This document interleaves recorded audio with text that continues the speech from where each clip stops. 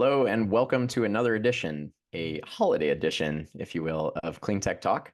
My name is Scott Cooney and I will be your host today. I'm sitting here today with Christy Hatter, the VP of Brand at Electric eBikes. Welcome to the show, Christy. Thanks. Thanks for having me. So I've been reading a little bit of your background and obviously looking into electric e-bikes, and I think it's fascinating. It's one of the top selling EV brands in the country. So I'd love to hear a little bit about that and sort of give you the floor to talk a little bit about electric. Yeah, great. Well, Electric is a really special brand. I've been with the company now for a little over 2 years, first as a consultant and then later on as a full-time VP of brand here. And I just have loved getting to know the leadership here and the team. That's really why I came on board here. The brand is really unique in that it's really truly centered on customers. And I think that's really been why it's seen the success it has, centered on community and centered on kind of what people are asking for. So the brand really got its roots in the RV community. The first bike that we made really appealed to that community with it being foldable and affordable and working with their sort of on-the-go needs.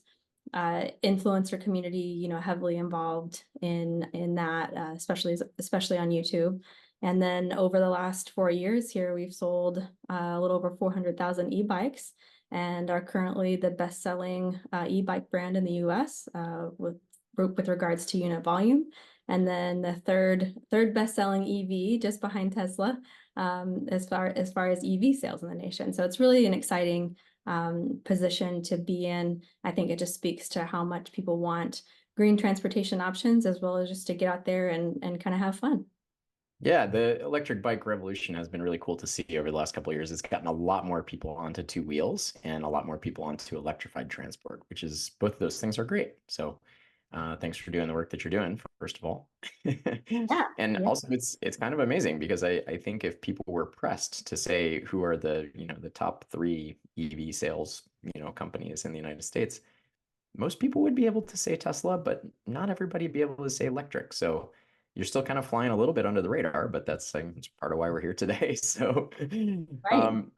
so you have a big sale going on right now. It's we have Christmas is a week away, but you have a big sale going on the website, and so maybe tell us a little bit about that right now.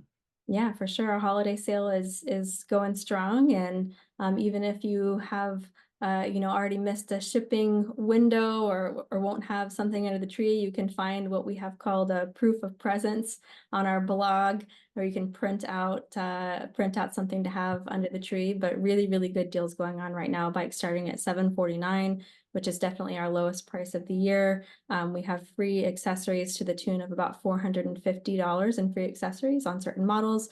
And then certain bike models are also deeply discounted up to $100 off, which is a big deal for us as a brand. We focus on providing great value out of the gate. Our signature model, the XP, is typically priced at $999 all year. So those good deals are typically always available with Electric, but during this holiday sale, they're especially good. So good time to go look into riding an e-bike if you've been thinking about it, especially the XP Lite starting at $749 makes a great starting point if you've been considering that.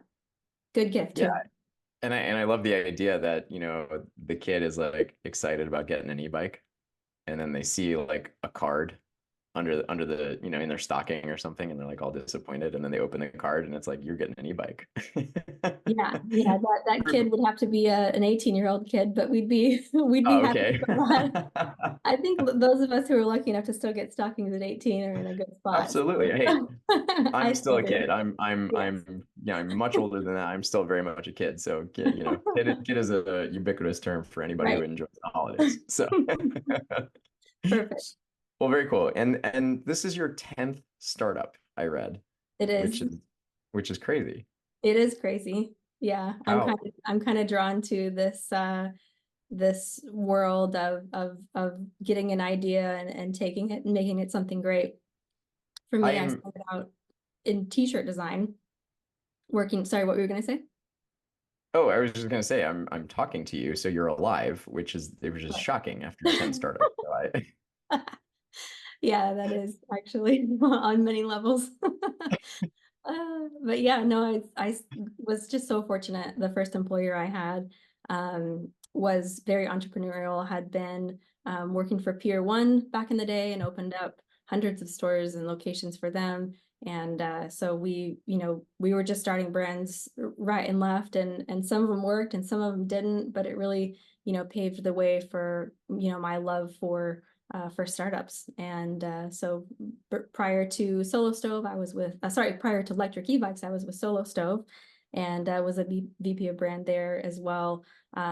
So, my first real experience in direct to consumer and e-commerce was, around the 2008 mark. And, I just fell in love with the idea that, you could just change something on a whim. If before you would put something out there and it would be permanent, really, from a marketing standpoint. So yep. just the whole idea of digital marketing, being able to use data and really just being able to change your brand and how people see your brand on a whim was such a fun, path for me. So yeah, it's been great. And yeah, I'm a little addicted to the pace, I think, at this point. It is. It's a drug, isn't it? It's Yeah, there's some of us, there's everybody's got their drugs, I guess, on some level. It's right.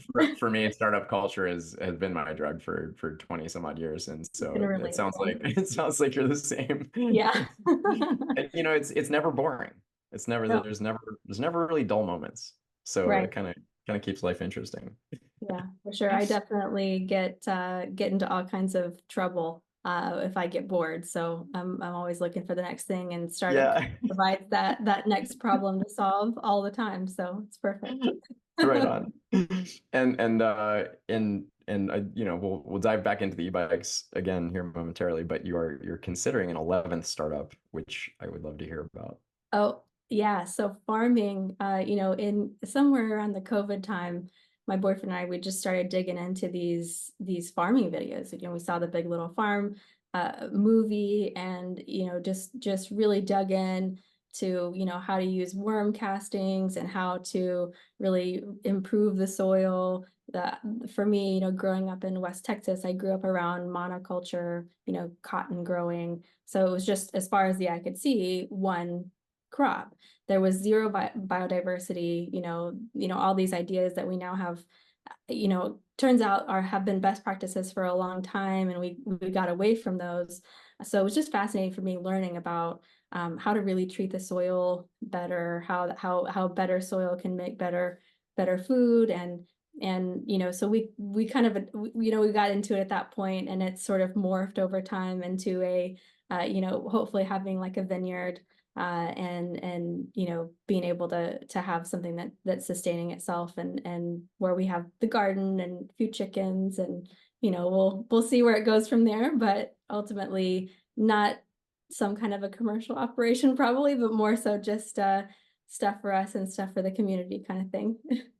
Sure, maybe a farmer's market booth or something along those Right. lines, but Yeah. not selling to Costco or anything like No. that. Well, good. I wish you luck. We obviously need more organic farmers, and so I'm obviously very supportive of this. And that documentary you mentioned is one of the coolest. I just saw that 2 months ago. Biggest Little Farm. If Mm, anybody hasn't seen it, definitely check it out if you're into sustainable agriculture. It was so eye-opening and yes. fun and interesting. Yeah. So yeah, good stuff. Okay, cool. Well, let's get into the Wishbook a little bit. So it's interesting. We partnered up with CleanTechnica partnered up with electric e-bikes to produce our first ever Wishbook. Now, I personally had never seen a Wishbook before and didn't really pay much attention to it, but one of my colleagues had this like vintage, nostalgic, throwback kind of feeling for these things, these wish books. And it was kind of a cool concept. And he worked with you guys to help co-create it. And I think it's neat. You can download it off of our website at cleantechnica.com. Should be in the sidebar, and if you just kind of poke around, you'll find it over there. But the idea is that there's a bunch of personas in there. So there's profiles of people, and then the profile then leads you to the gifts that they're kind of thinking about for this year and stuff that they have their eye on. And it's kind of neat. So mine is it's kind of funny. I wish I had given it more thought when I was asked to send a photo over and my Wishbook items, because it's not congruous at all. If you look at our Wishbook, it's pretty funny. So if you have no other reason to go download our Wishbook, you should go check out why mine is so silly, because mine is it's all outdoor gear and all, Patagonia base layers and such. And then my profile picture is this Mr. LinkedIn guy, and it literally is my picture from LinkedIn. It's Perfect. very, very incongruous. But now I get it. So next year I'll be more prepared for that. I But in actually any case, I like that it's incongruous. I think that, that's what I was drawn to about it when I first saw it was I just was like, oh, you've got Mr. CEO here who's really buying gifts for his daughter, and you've got, the kids in there with what they like, and that's really how it is, right? And I think when yeah, we are looking for like, oh, what should I buy this person? It feels like they have everything. Then having this variety in there is really helpful because like, oh, I didn't think about that kind of person that makes sense that they would like that kind of thing. And yeah, so I don't yeah. I kind of like that there's not a real solid theme. It works. Yeah, totally. And I think that's, it now I understand the concept of the wish book, and I think it's kind of cool. You can resonate with some people and then you'd be like, that is like my Uncle Tim. And that guy reminds me of Uncle Tim, and I should get something kind of like that for Uncle Tim. Exactly. Well, great. Were there things that you saw in the wish book that really resonated with you, that you saw somebody else had kind of picked? And Yeah. you can say electric e-bike stuff or other. It's either one is fine. I can say both. Well, I'll do the electric e-bike stuff first because Nicole picked the XP Lite bike, which is my favorite bike. I live in an apartment on the third floor. And so, I need something that I can carry up the stairs. And I love the light bike because it's only 46 pounds. And it's just been something that's, every time I turn it on, it works. And for me, just being a part of the brand, it was important for me to really experience the bikes and use them. And I think that the light bike is just, a perfect e-bike for someone like me. Not everybody likes all the speeds and all the gears. And, I like to pedal more than I like to use pedal assist. And that's different. A lot of people prefer like the powered experience and things like that. So I like that the light bike is versatile and can do all of it. But what I really want out of the wish book that I don't have today is what Wally picked, which was the Mario Kart Live Home Circuit. That Nice. looks like a lot of fun. Little race RC car that's got the video camera built in. Like I could get into all kinds of trouble with that. That looks like fun. That's great. I love it. And I think that's it. This is what wish books are really kind of meant for. And yeah, I think it's pretty cool that we did this partnership with electric e-bikes to do this thing and get it out there. It's just kind of a fun, keep things light, but also help people look towards sustainable purchasing for Christmas gifts and stuff like that. Because there's so many cool greener gifts. And if people are, concerned about, the environment and stuff, cool, shift your shopping a little bit. And it really kind of helps create economic incentive for companies to do the right thing and help create a better world with our purchases. And sometimes we just need a quick guide to get there. So this was kind of part of that process. Yeah, I think ultimately that is what will move the needle most is consumer behavior and really standing up for, yeah, I'm gonna either I'm not gonna spend that because I can't find exactly what I like in a green version, or I'm gonna buy something that lasts a long time and fix it up, or the behavior will eventually turn the tide, I believe. Exactly. Yeah. Doing the best we can with our purchasing decisions. Yeah. It's we live in a pretty imperfect world, but we're moving in the right direction. So well, good. Well, tell me, speaking of moving in the right direction, tell me about the kind of go forward plan for electric e-bikes in 2024, what you kind of see. Um, yeah. Yeah, no, I think 2024 is going to be a great year for those who love electric. We've got several new models coming out, so exciting stuff, especially as early as spring. And really just excited to see, how our community feels about these new items, and mainly just excited to see how it will bring, other new riders into the community. With being 400,000 strong at this point, I think it's become evident to us that we need to find ways to reach as many different types of people as possible with the types of bikes that we carry, and we hope that you all be really excited about what we come out with in 24. So I think that's super exciting. But we're going to continue to work with state and local rebate programs. We've had a very successful run with the Colorado eBike rebate program, and Sarah and the team there have been great to work with. And we hope to really partner more with groups like that, because the fact that our bikes are already very low priced works well and pairs well with the rebate programs, because we've seen lots and lots of people, especially in that low income category, who are getting their bikes for essentially just having to pay the taxes on them, right? Because the electric models are already so affordably priced. So, we're really excited about that. We're excited about being around, for the long term. We're investing, continuing to invest heavily in people and customer service, and being able to answer the phone at any point, and that really is a big direction for us in 2024 as well. We are, in my opinion, the brand that will be around for the long haul. New e-bike brands are popping up every day, and they drop inventory and then they drop out, right? And so we want to provide a sustained experience for the customer. Every week we produce new support videos and help center videos and content that help people be empowered to know how to use and repair and maintain their bikes. And Lectric's really interested in continuing to be around and seeing those riders hitting 1,000-mile marks and more. That's so cool. I love it. There's so much you just said there that I want to come back to.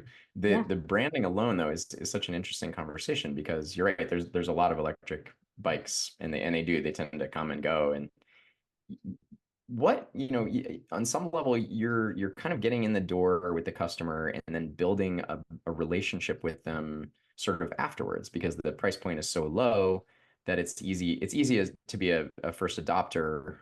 If you're looking for your first e-bike or something like that, like electric it's a nice, easy price point, easy to bite off, especially low income communities. And if it's subsidized, my gosh, that's amazing.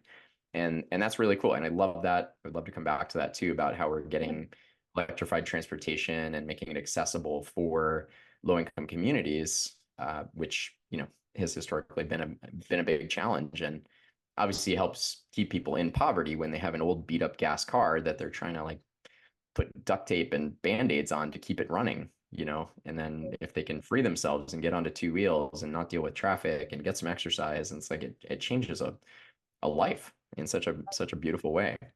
So I Right. love that. So yeah, tell us a little bit about the customer relationship that you have and how you try to foster that. You touched a little bit on like the videos and educational stuff. How do you engage your customers post-purchase?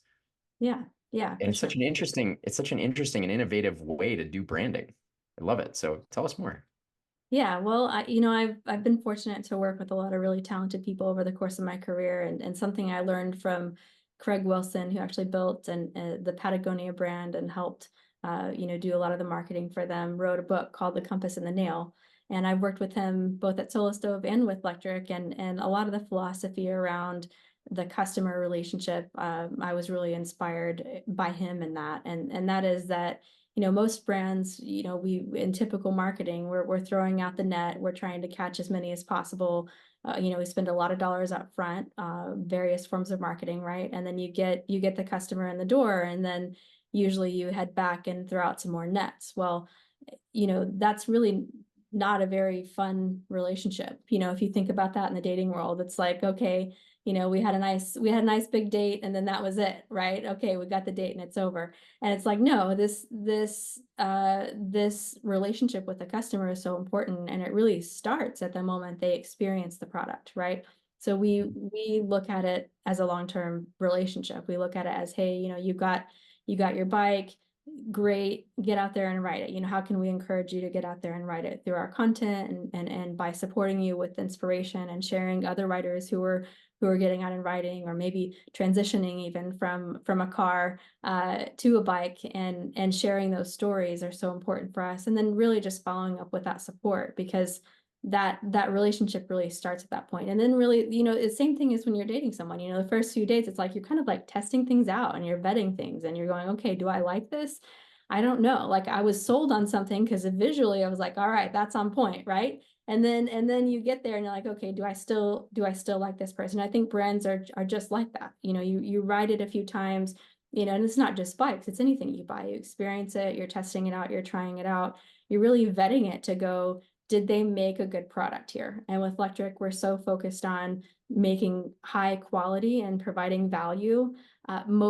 Most direct to consumer brands out there are selling products that are not worth anything near what they're charging, right? When you talk about the nuts and bolts and the value of the item, the true value of the item, electric is the opposite. We could be charging 2 to 3 times more than we charge. And that's really the thought behind it, is the service we provide for the customer is really that service of, if we were going to build a bike for you on your behalf, if you were going to build a bike, if you could build a bike and you had all the knowledge that we had, we feel like this is the way you do it, right? We'd pick these things, and we're trying to get it at just that right price where it's affordable, it's accessible for you, but also it's a very, very high quality and it'll last a long time, because, that's the thing, right? You invest $1,000, $800 in an e-bike, and you want it to be something that will last and sustain, especially in those situations where, you don't have $1,000 laying around every day, right? Maybe this was a real stretch purchase, and you Yeah, want to be able to use this for transportation, and you're trying to, test that out and try that out. It's a really big commitment. So if we were to just to sort of fall off the face of the earth at that point, we feel like that's not the right thing by the customer. So we do have a very robust customer service team. We are creating that video library and that content daily to help just empower folks to know, what do I do when I get a flat? How do I maintain my chain? What the heck is a derailleur, right? All these questions that are like, oh, I didn't know about any of this stuff. And then now that I'm, getting into it and starting to use it, I really,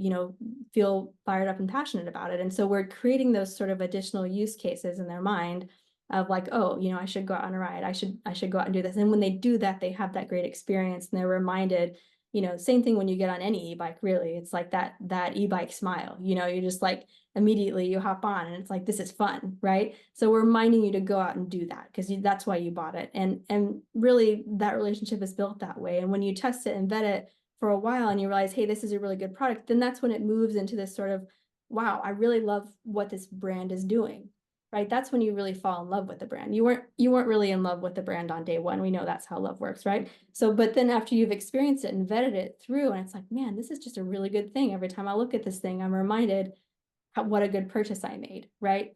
And then that's when you want to go out and share, right? That's when you sort of go from that, I'm in love with the brand, to I love it so much I want to share it with others, and other people should experience this. We have, a good, portion of our sales come from word of mouth, really. And we have great. our customers and our community to thank for that, because a lot of times we hear like, oh yeah, I get stopped in the RV park all the time, and someone asks me, what is that? Where'd you get it? And so we appreciate that so much, because it really just helps spread the word. But that's really what it comes down to, is if you've had a good experience with the brand, a good experience with the product, and you want to talk about it, that's what we want to hear, right? So the idea of having a wish list and putting out a communication that says, hey, here are things that I've vetted and that I trust and that I like, gives you that extra layer of confidence when you're thinking about, making a purchase. Absolutely. And it's really refreshing just to hear that companies want to stay in touch after the purchase. Usually it's, you do the purchase and then, you're dead to us. Like, you don't you don't bring any more value to our table. Yeah. So it's nice to see that. Lord knows I had an e-bike I bought 5, 6 years ago. It got stolen last year, but Oh, the sorry. entire yeah, parked it in a bad spot, left it overnight. Not a good idea. The but I got a lot of miles out of it. But the amount of interaction I had with the company afterwards was so minimal, as their website was pretty rough. They didn't really have a social community of any kind, instructional videos. Mm. You'd email them to ask a question, and 5 days later you'd maybe get a response and like, hang on, let me connect you with somebody in our, whatever. So this is really refreshing, and it's cool to see that. And I think, that's a part of it's a very underappreciated part of doing business with customers and getting them to appreciate your brand and then spread via word of mouth to their Right. friends. And Right. so Yeah. it sounds effective. Maybe that's how you guys have become one of the top EV sales companies in the world or in the in the United States. Yeah. So It's highly kudos. effective. It's highly effective, and it's intuitive, when you think about it. But It is when you say it, it takes but more until work. It takes more work, and it takes different work than you maybe were trained on in college, right? It's the way of thinking about it from what you would want, right? And doing right by the customer, I think, has always been central for electric, but I think even more so brands have the opportunity to gain that extra level of trust with their customers by thinking about that post-purchase experience. And I think a lot of people think about the post-purchase experience in terms of what else can I get them to buy, which right, is exactly. different than what I'm talking about. Yeah. Yeah, yeah, Although it does work, right? It works. yeah. Different version of a customer for life. You actually give them something instead of asking them to keep buying from you. Yeah. So yeah, That is how revolution. refreshing. Yeah. Well, good. Christy, it's been a pleasure to have you on Clean Tech Talk today. I really appreciate it. Anything else you want to throw out there for the community, for our listeners to get to electric e-bikes? It's LECTRIC It is. ebikes.com. Yes. Yeah. Yeah. Great. Yeah. Please come and visit us and reach out to us if you have any questions, and hope you have a really great holiday season.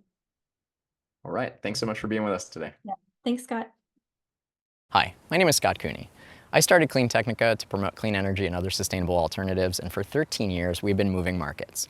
If we had a nickel for every time someone told us they bought their first EV, solar, e-bike, or fill in the blank clean energy solution, we'd be a cable TV channel by now. But we don't get those nickels. So unfortunately, we could use your help to reach a few more people.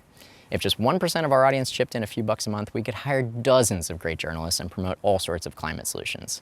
It's easy. Just go to cleantechnica.com/support and sign up with a credit card in seconds. Cancel anytime. But we'll be sending out some cool perks too, so I think you'll want to stick around. With your support, we'll keep leading the charge. Thank you so much.